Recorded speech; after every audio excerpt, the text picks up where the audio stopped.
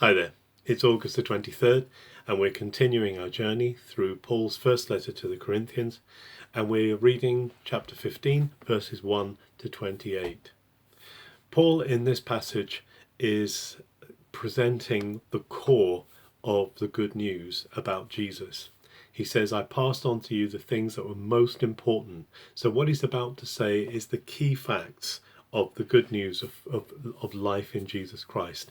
And it's quite simply this. It says, I presented to you that Jesus died, he was buried, and that the third day he rose again. And this was witnessed by his friends, by Peter, and by all the disciples. And then he says at one time 500 people together. We're not told in the rest of the scriptures what that occasion was, but Paul obviously has reliable witnesses to that, or he wouldn't be saying if he didn't know it to be true. And then he says, and last of all, he appeared to me. Now remember, here is Paul not just saying he saw a hallucination or a ghost.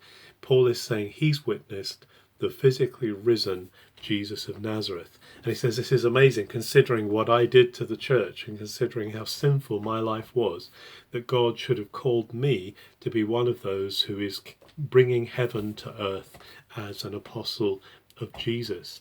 And so he is really emphasizing here, this is the nub, this is the key, the physical resurrection of Jesus, the fact that he died, he was buried, and he was risen. He's not a ghost, he's one who's come in flesh and blood. And so Paul then goes on to express shock and surprise at the fact that some in Corinth are saying there is no resurrection of the dead. Now, what's interesting here is that in one sense it's obvious that there isn't resurrection from the dead. The ancients believed it. In fact, in Athens, part of the foundation of the city was the idea that it was said that man dies and there's no resurrection after, so that when Paul went to Athens and proclaimed resurrection there, he was scorned and spurned.